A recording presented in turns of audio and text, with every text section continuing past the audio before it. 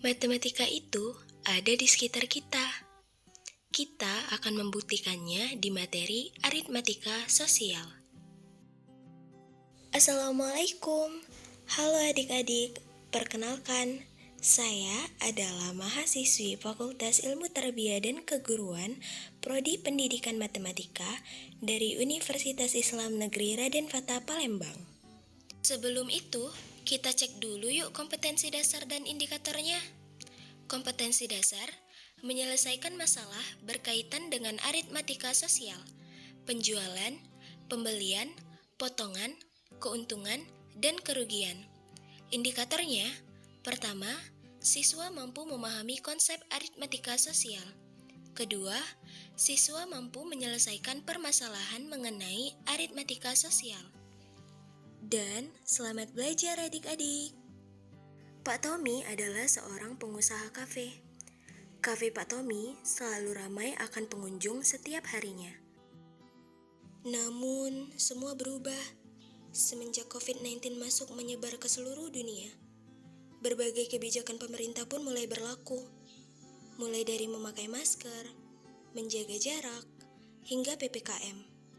Hal ini membuat Pak Tommy banyak kehilangan pelanggannya, hingga akhirnya sebuah ide terlintas.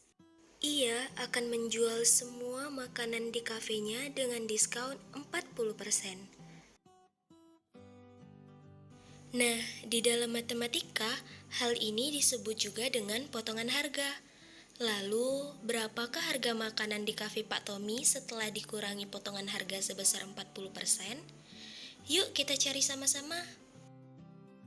Hal pertama yang harus kita lakukan adalah mencari besarnya potongan harga diskon, yakni dengan cara mengalihkan besar diskon yang berlaku dengan harga awal makanan. Lalu, harga akhir akan didapatkan dari selisih harga awal dengan besarnya potongan harga dari diskon.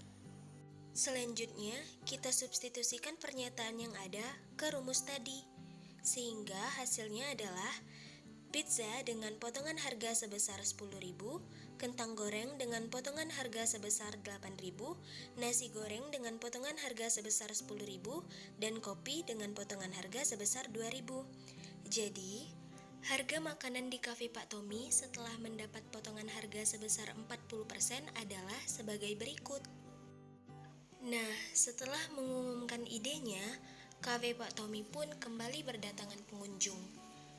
Ia kembali melakukan perhitungan, dan ternyata hasil usaha lebih kecil daripada modal usaha.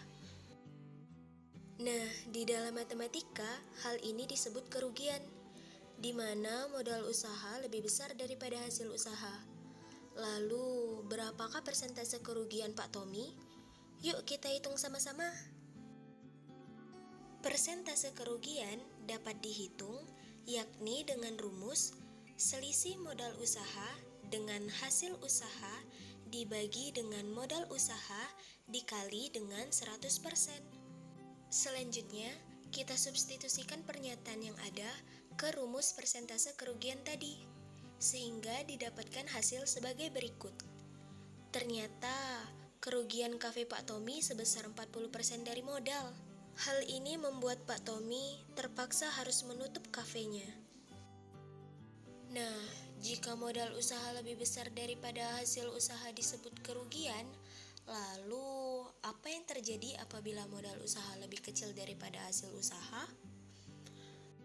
Nah, di dalam matematika, hal itu disebut keuntungan, di mana modal usaha lebih kecil daripada hasil usaha.